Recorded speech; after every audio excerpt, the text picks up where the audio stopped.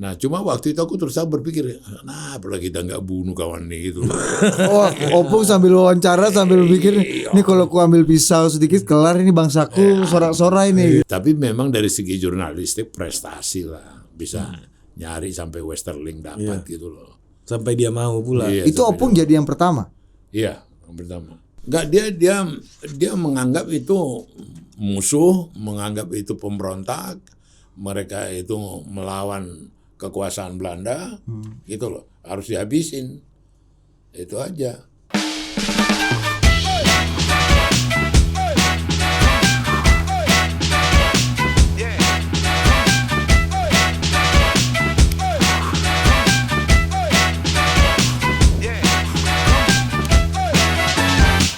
Oke, welcome to Total Politik. Hari ini sangat berbahagia karena minggu lalu ternyata buku Opung Pandanababan, seorang petarung ini, sang petarung ya, lahir Ini episode 1 lahir sebagai petarung ini, sebuah autobiografi dari Pandanababan kembali dicetak untuk ketiga kalinya. Dan sekarang sudah ada Opung Pandanababan. Opung Panda, ketika Anda sulit mencari ini di toko buku online, Ya, sudah tidak ada memang. ya, dan sekarang Anda Juju sudah kesulitan memenuhi permintaan publik. publik. Dan nanti Bung, kayaknya Bung, kan kalau kata Bang Putra waktu itu kan, Opung nih punya beberapa cerita yang agak spesial dan fenomenal yang nanti Opung akan buka di ulang tahun ke-80. Ya, satu hari sebelum pemilu. Iya. Dan mungkin gara-gara itu calon presiden bisa lebih menang atau justru malah sebaliknya. Kata Bang Putra nih Bung, ya kan. Makin penasaran kan kalian kan? Iya, tapi yang menarik ini Tapi di buku yang cetak ketiga ini nggak ada perubahan ya? Nggak ada.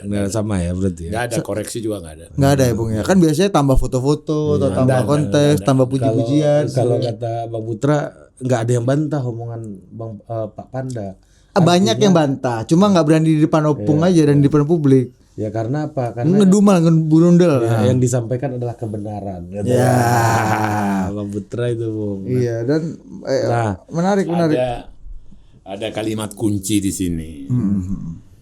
Apakah dengan mengatakan kebenaran kepadamu, aku telah menjadi musuhmu? Itu Galatia 4 ayat 16 dari kitab suci itu. Apakah aku dengan mengatakan kebenaran Maka kepadamu, aku telah menjadi musuhmu? Nah, gitu loh. Aku kan mengatakan kebenaran. Dan itu tidak bermaksud untuk bermusuhan. Iya. Kalau iya gitu mulia sekali tujuan Opung, kita cheers dulu lah. Kita rayakan dulu. Iya. Kita rayakan dulu cetakan buku ketiga Opung Pandanababan. Anda beli Anda netizen. Jangan cuma nyari gratisan di Total Politik aja Anda. Bung, Ya. Riri, seharusnya ya setelah buku cetakan ketiga ini berapa eksemplar, Bung? Yang sekarang 1.500. 1.500. Kayaknya kita harus rayakan dengan mengulas dan membedah buku ini dengan lebih serius dan ya. Nah, salah satu yang juga muncul di buku ini adalah nama seorang bagian dari pemerintahan kolonial ya. Oh, ini jauh banget ya. Jauh nih, Opung. Ini bukan Orba nih. Even Orba aja enggak nih. Ya, ini Dit, apa namanya? Nama orang ini begitu populer karena ada di lirik lagunya Iwan Fals, yang mana Iwan Fals juga ada berfoto sama Opung di buku ini kan. Ya kan? Lagu Pesawat Tempur itu, Bung. Jika hanya tersenyum Westerling pun tersenyum katanya kan. Nah, kira-kira gitu. Nah, jadi Westerling pun bisa tersenyum katanya. Ini tokoh fenomenal yang ada di buku-buku sejarah sebagai pembunuh kejam berdarah dingin. Iya. Dan Opung ternyata bertemu dengan orang itu dan pertanyaan pertamanya menarik, Dit. Apa? Kamu bukan orang Jawa kan? Kenapa? Kenapa nanya itu kamu bukan orang Jawa? Kita tanyakan ke Opung nih. Gimana Bung? Konteksnya bisa sampai di situ gimana? Jadi dulu? tahun 1978 saya dapat beasiswa job training di NRC Handelsblad di Rotterdam. 1 tahun. Nah, banyak waktu aku lowong di situ, aku manfaatkan lah. Dan kemudian saya dapat informasi bahwa Westerling ada di Amsterdam. ada di Amsterdam. Kemudian dia buka toko buku, jual buku. Oh, dia jual buku. Jual buku. Jadi pensiunan tentara ini jual buku. kios buku. Kan. Jadi ada waktu itu atas militer KBRI di Den Haag, kolonel angkatan laut. Saya bilang, kenapa nggak diorganisir culik dia ini, gitu loh. Pas waktu itu ada tokohnya Eichmann di tokoh Jerman yang diculik oleh Mossad Israel, gitu loh, diculik. Kenapa nggak ini? Wah, itu riskan sekali. Kita bisa IGGI ribut. IGGI itu Indonesian Group yang melakukan bantuan ekonomi ke Indonesia. Para pengumpul utang buat Indonesia lah ya. Terus bukan ikatan Gus-Gus Indonesia kan? Bukan. Tadi saya bilang kalau itu riskan. Kenapa sama Dubes saya juga, Sumpono Bayo Haji waktu itu Dubes saya. Kenapa nggak disewa orang-orang underground datang bertamu ke situ tikam. Tikam dia, bunuh dia, gitu loh. Kayak peristiwa kriminal biasa. Wah, ini Bapak Anda pikirannya aneh-aneh gitu. Itu aja. Jadi ya aku pun wawancara lah sama dia, sama Westerling. Nah, dia bisa mau itu gimana, Pung? Dan gimana Opung bisa tahu ini tokonya Westerling? Iya. Hah? Udah dia tambah apanya dan orang tetangganya semua tahu itu Westerling. Oh gitu. Nah, Opung bagaimana? Posturnya, apanya? Opung bagaimana merayu Westerling ini, Pung? Aku beli buku dulu. Oh, dan dia yang jaga kios bukunya. Dia jaga kios bukunya. Terus. Jadi aku bikin suasana cair, kayak apa? Baru kemudian aku ini jurnalis. Ngobrol pakai bahasa Inggris. Aku buat jurnalis sama dia. Kamu orang Indonesia, ya? Orang Jawa? Saya enggak, saya orang Batak. Saya tidak suka orang Jawa. Soekarno Jawa gitu. Saya mau bunuh berapa kali Soekarno, dihalang-halangi sama ini. Dia benci sama pemerintah dia, pemerintah Belanda, pemerintah kolonial. Saya dihalang-halangi. Kalau tidak udah saya bunuh itu. Tapi dia juga jadi martir nanti kalau saya bunuh, kata dia. Udah wawancara lah aku. Dia wawancara dan dia mau karena Opung bukan Jawa. Dia mau, aku kan Jawa, dia mau. Terus ceritalah dia, tidak benar sebegitu banyak aku bunuh di Sulawesi Selatan 40.000 gitu loh, tidak benar itu, tidak ini gitu. Dia kan beroperasi itu tidak hanya di Sulawesi Selatan, di Sumatera Utara juga. Dia melakukan teror itu juga di Sumatera Utara. Kampung Opung juga ya? Berarti? Iya, terkenal juga gitu. Nah dia tentara bayaran. Oh dia bukan tentara negara gitu? Bukan tentara organik, dia tentara bayaran, orang-orang Turki. Jadi pasukan khususnya, semacam Kopassusnya, itu dipakai Belanda sebagai ujung tombak untuk menghadapi ini gerilyawan. Itulah yang dia lakukan, pembantaian di Sulawesi Selatan, gitu loh, di Makassar. Bentuknya nggak bengis orang ini, Bung? Wah, kalau bentuknya apa juga lah. Ada bengisnya, masih sisa-sisa kebengisan masih ada. Iya, tentara profesional, turunan Turki apa. Dan dia kalau matanya itu kalau melihat kita tajam matanya.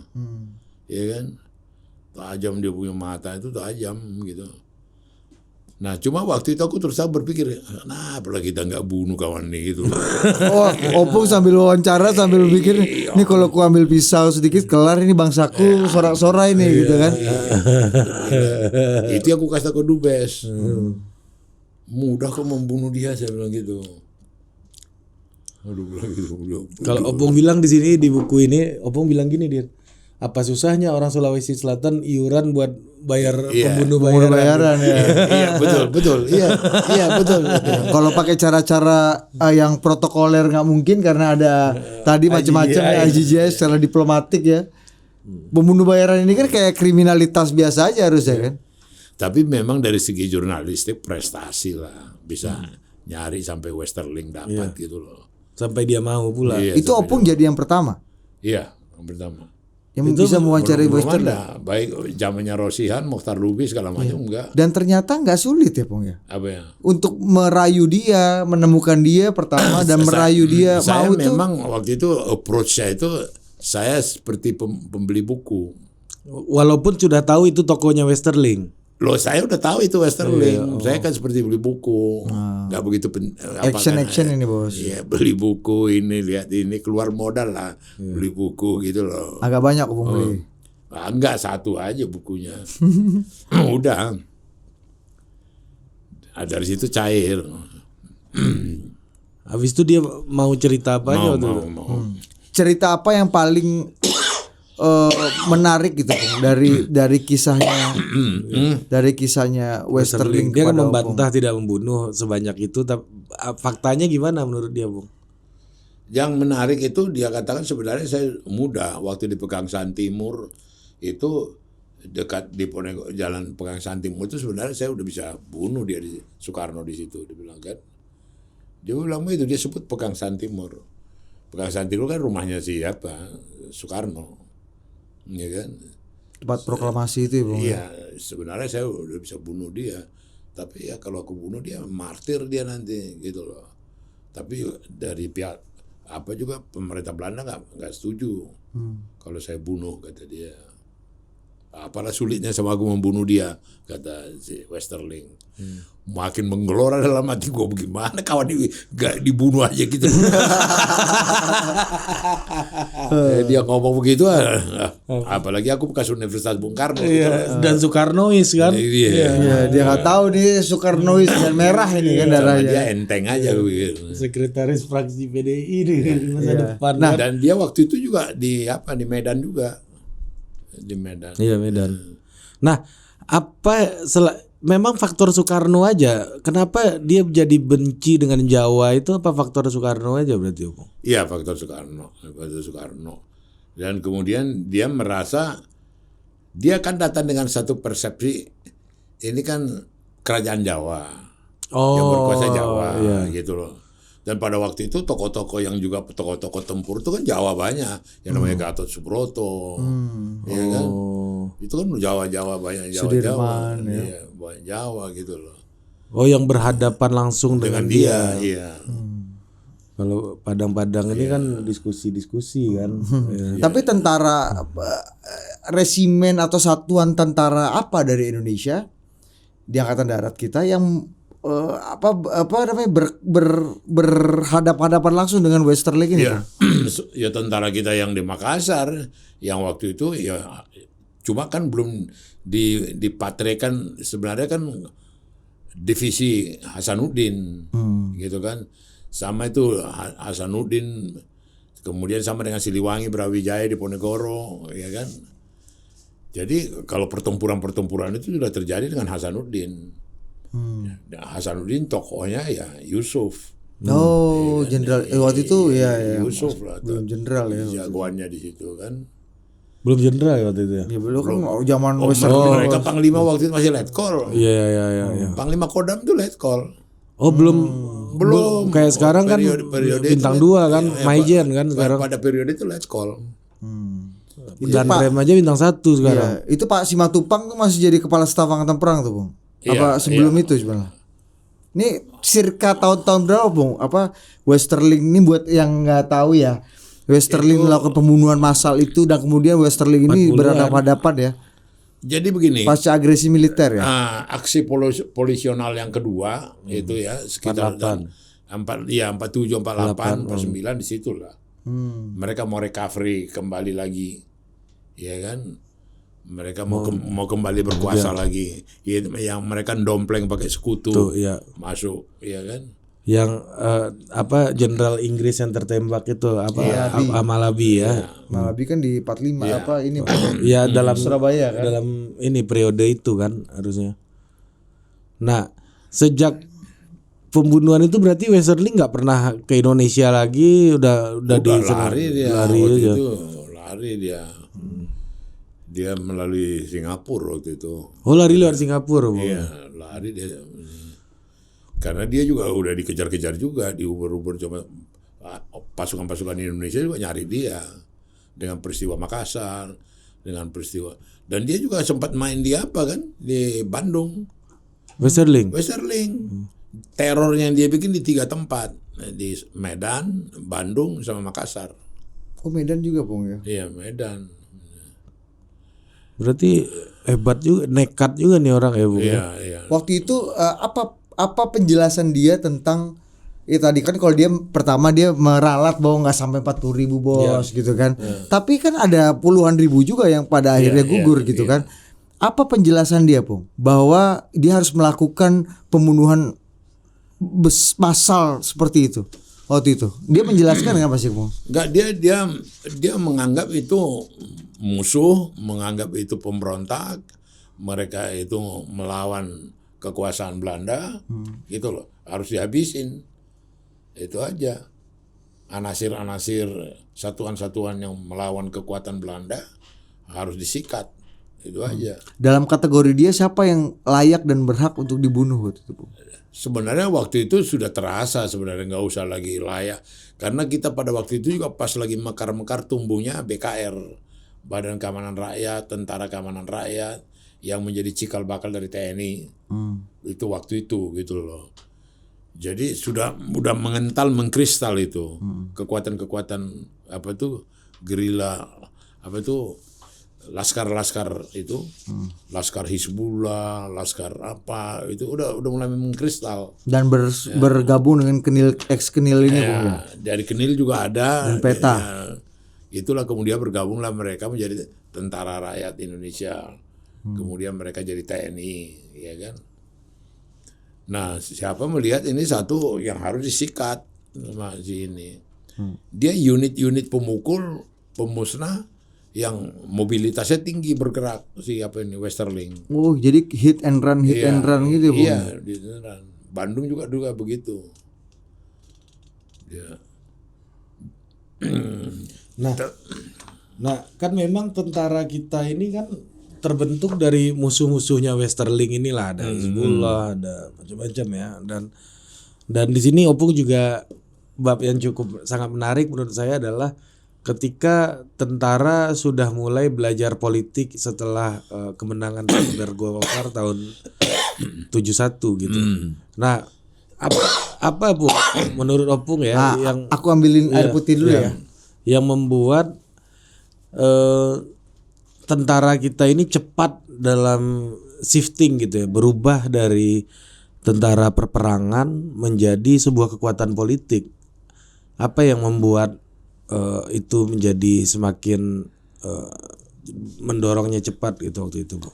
Antara tentara yang perang menjadi sebuah kekuatan politik gitu. Ini kan ada di bab para jenderal belajar politik nih. Ya, ini juga menarik nih, Bu. Jadi sebenarnya itu ya, itu kelanjutan daripada satu kekuasaan. Setelah tidak ada lagi perang, tidak ada lagi pergolakan, tidak ada lagi ini, ya itu kemudian ya mereka masuk di politik. Itu awalnya itu yang kemudian BKR, Badan Kerjasama Rakyat dengan tentara, Badan Keamanan Rakyat dengan tentara gitu loh. Jadi seperti pertanyaanmu itu,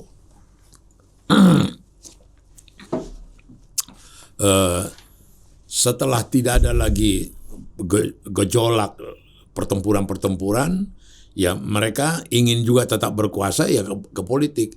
Maka jangan lupa yang bikin pada awalnya Golkar itu Nasution Soekarno. Sekretariat bersama Golkar. Kemudian ditugaskan ada 3 perwira waktu itu jagoan-jagoan. Suhardiman bikin Soksi. Sugandi bikin MKGR. Isman, Sugandi ini suaminya Min Sugandi. Kemudian Isman Mas bikin Isman. Kosgoro. Ini jagoan-jagoan. Isman ini komandan Jawa Timur. Kemudian pertempuran. Makanya Kosgoro itu pusatnya di Jawa Timur. Iya, itu Jawa Bapaknya Hayono Isman ya beliau ya, Mas Isman ya, Pung ya. Dia bikinlah itu. Nah 3 inilah yang sampai sekarang, sampai saat ini juga masih ada eksis dalam tubuh Golkar. Iya. MKGR. Kalau seperti PDI Perjuangan kan sudah lebur habis fusi. Yang namanya Murba, PNI, Partai Katolik, Partai Kristen kan sudah nggak ada, IPKI. Nah, tapi di Golkar masih ada ini eksistensi dari 3 unsur itu. Nah kembali tadi ke pertanyaanmu tadi, mereka kemudian terjun ke politik. Ya sama itu seperti sekarang, masih ada sampai sekarang. Sudah jadi, kita aja ada 32 sekarang. Purnawirawan dari polisi, tentara, Auri yang jadi caleg dari PDI Perjuangan gitu loh. Jadi itu sudah naluri kekuasaan, mereka tidak lagi di militer, mereka masuk ke dunia politik gitu loh. Nah tapi kan dengan masuknya ke dunia politik ini kecurigaan makin tinggi Tentang dari mahasiswa, dan Opung katakan di sini hasil pemilu 71 itu tidak mendapatkan legitimasi yang kuat karena dianggap penuh dengan kecurangan dan lain-lain, kata Opung di sini. Nah yang pada ujungnya nanti kok ternyata ke peristiwa Malari kan. Jadi distrust itu muncul, ternyata enggak. Menumpuk ya. Iya, Karena jadi- Soeharto dianggap kan Ratu Adil kan. Iya. Jadi Mesayas. dan jadi ternyata masuk politiknya tentara itu nggak langsung stabil juga gitu. Kekuatan penentang juga besar gitu. Bahkan Ri, kan pemilu harusnya dilakukan 69. Kemudian karena memang dianggap kekuatan Golkar, nih saya baca buku Yusuf Nandi, karena Pak Ali Murtopo menganggap kekuatan Golkar belum sesolid dan sekuat yang ditargetkan, akhirnya dikasih waktu jeda lagi sampai tahun 71 lagi-lagi dengan merekrut tadi kan sisa teman-teman dan aktivis-aktivis kami yang menumbangkan Soekarno menjadi bagian penting dari gerbong utama anggota legislatif Golkar di masa-masa itu kan. dalam kaitan itu tahun 71 peristiwa Losarang itu yang saya tuh yang diajak Pak Ud, saya Yusuf Hasim ke Losarang. Losarang waktu itu dihabisin oleh Angkatan Muda Siliwangi dan tentara basis yang paling kuat dari NU. Jadi di situ bertaburan itu Al-Quran, koya-koya, bertaburan itu masjid.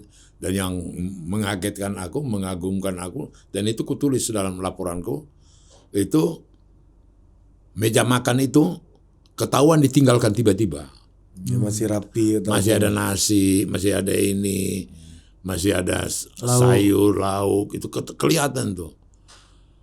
Dan kemudian saya waktu itu meliput itu, ya kemudian siapa pulang, waktu itu Zamroni dari Ansor, kemudian Yusuf Hasim, udah kita pulang, udah menjelang maghrib itu, kita pulang ke Jakarta. Enggak, saya tinggal di sini, gue bilang. Loh, bahaya kau di sini, gitu. Enggak, saya mau lihat yang sebenarnya ini kayak apa nih, desa ini, gue bilang kan. Keliling lah aku kan.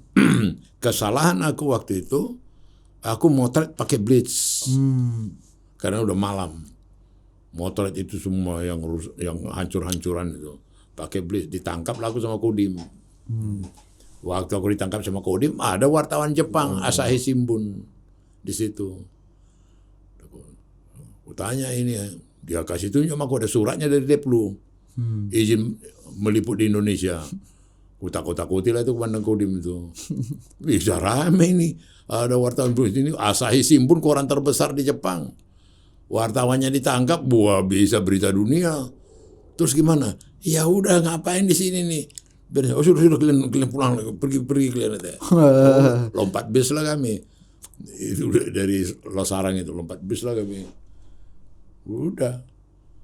Jadi yang mau saya gambarkan waktu itu transisi itu betul-betul Golkar dengan segala kekuatan dan apanya itu biar mereka menang. Nah, kenapa ex-PNI yang kemudian pada akhirnya nanti berfusi menjadi PDI? PNI ikut lagi nggak sih pemilu 71? PNI ikut lagi? Iya.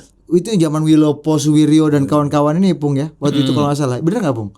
Nah, kenapa PNI yang tadinya sangat berkuasa, maksudnya bukan sangat berkuasa, pemenang pemilu 55, kemudian bisa drop jauh gitu di pemilu 71? Ya itu bersamaan dengan jatuhnya Soekarno dong. Dia kan apanya primadonanya dulu Soekarno, PNI kan. Kotel Iya, Kotel Soekarno. Gampang terus ngebaca itu. Langsung dengan jatuhnya Soekarno ya jatuh. Tapi kan ada yang bergabung ke Golkar juga pada akhirnya PNI ini. Iya, kan, dan Om? kemudian waktu itu kan tentara kan memecah PNI. Ya. ASU itu Ali Sastro Amijoyo Surahman, Osa Usep. Osa dan Usep itu pecah, itu game ini pecah, PNI pecah dua gitu loh. Nah, ASU dianggap PKI, pro PKI, diuber-uber lah ini, diintimidasi lah ini, gitu pada periode itu. Nah, dalam hal ini ya tentara dalam permainan politik mereka betul-betul menikmati, berperanan penuh sampai reformasi 98. Jadi di semua Kodam dulu ada asisten politik Aspol. Di Kodim, di pemerintah daerah juga ada kepala sosial politik. Oh, jadi yang kemudian pada puncaknya ada Kasospol ya, Bung, Iya, di ABRI ya. Kasospol. Ya, SBY. Iya, itu jadi instrumen itu mengendalikan semua percaturan politik gitu loh. Di berbagai level ya. Iya, mereka lah yang menentukan PDI waktu itu mau kursi berapa, P3 mau kursi berapa. Mereka atur lah itu kemenangan. Jadi itu banyak cerita lucu-lucu lah pada awal-awal daripada pemilu itu. Nah, gimana, Bu? Belum pemilunya dimulai udah ketahuan yang pasti menang Golkar sekian, udah ditusukin Dian. Ditusukin gitu loh. Jadi ada itu cerita di Makassar itu kan pakai kolong. Kolong itu apa? Pakai kolong rumahnya. Rumah panggung. Rumah panggung. Nah di bawah itulah dibikin nusukin gitu loh. Jadi Tempat operasinya di situ ya, Bung ya. bupati di atas ngopi-ngopi kan, lihat ke bawah, gitu diliatin nusuk apa ini gitu loh. Sampai joke-nya sampai ke situ gitu loh. Dan ada beberapa daerah belum dilakukan ini sudah tahu hasilnya. Kenapa Harto mengizinkan Komnas itu? Udah tekanan internasional udah. Oh, pasca Santa Cruz ini, Bung ya. Iya, artinya persyaratan bantuan ekonomi dan segala macam kan mereka selipin juga persyaratan. Ini ya, Iya masalah dong, tergantung iya. World Bank dan IMF ya. Enggak, Dan sampai mengangkat pendeta pun Iya, tentara bisa lakukan. bisa ya. lakukan. Ada perlawanan nggak, Bung, waktu itu, Bung? Oh, lawan berdarah-darah. Berdarah-darah waktu itu. Ada perlawanan. Melawan tentara berarti? Iya, waktu itu. Dia mau ambil hati para intelektual Islam, dia backup itu bikin ISMI. Gitu loh. Dia mau ini militer dilihatnya selama ini tersingkir tidak mengambil peran, padahal dia termasuk jagoan. Faisal Tanjung bikin dia. Itulah yang dibilang komandannya tentara hijau.